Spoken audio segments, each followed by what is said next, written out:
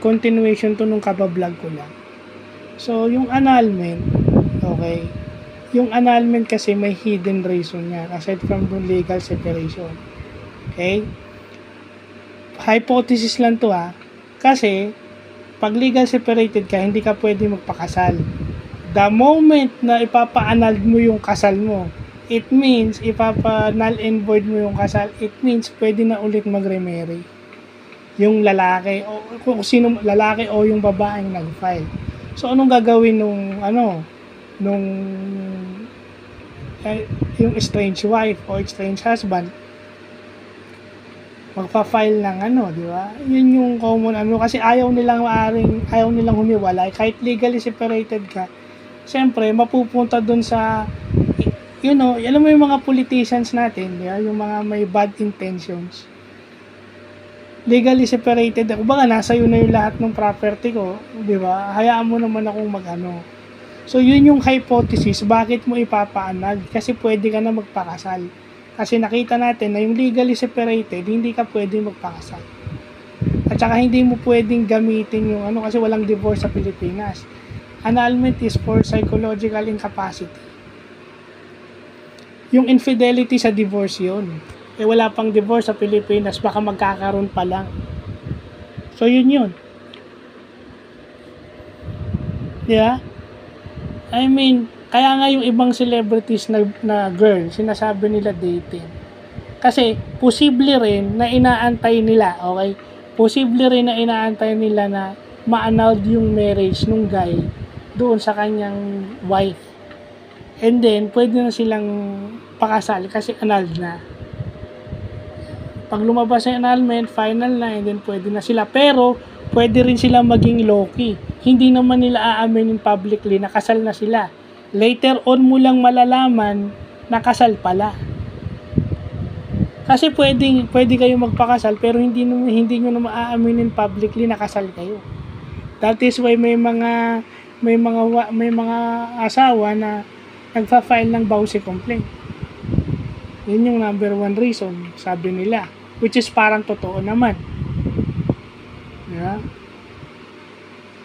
Pansinin nyo yung mga sagot. Kasi kaya hindi pinapangalanan Hindi pinapangalanan sino yung dinidate. Kasi gusto nilang siguraduhin na if ever sasabihin nila yan is legal na asawa ko na to. Legal na to. So by law, kahit sa mata ng batas, legal na to.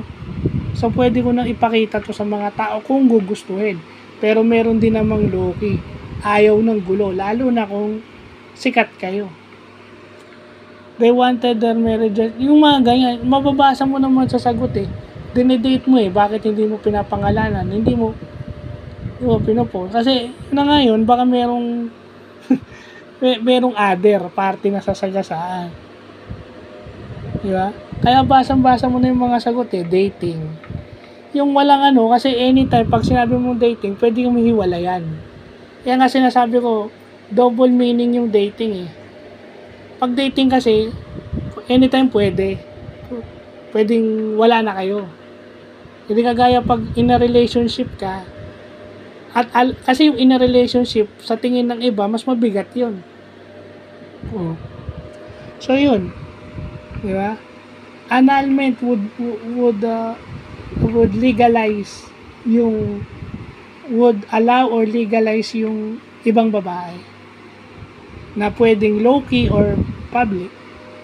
Kasi yun na nga, sinasabi ko na one of the reasons is kahit mayaman siya, wag mo i-compel na mayaman kasi baka naman yung emotional attachment niya doon sa lalaki, doon siya nakakita.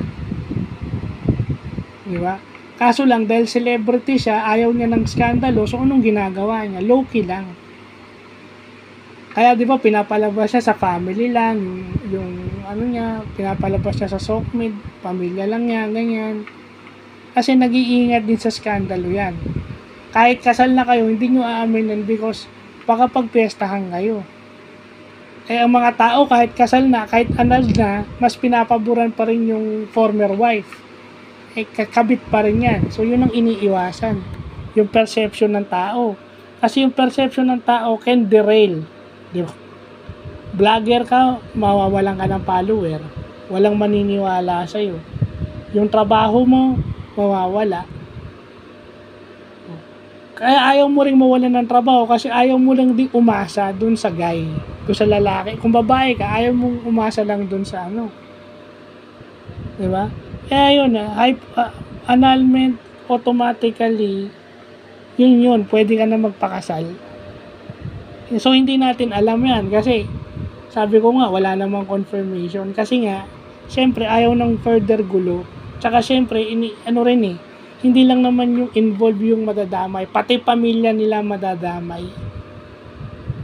At yung emotional breakdown dun, yung emotional trauma dun sa kanilang mga kamag-anak is baka hindi kayanin ng kanilang mga kamag-anak. Kaya gano'n, nag-iingat. Kasi hindi mo matatanggal yung stigma. Kaya nga 'di ba, yung mga ganyan. Although totoo naman 'yun, pero syempre hindi naman nila aaminin hangga't walang confirmation, inconclusive lahat 'yan. Pero pwede nating i-hypothesize, pwede tayong magkaroon ng educated guess na ganun nga.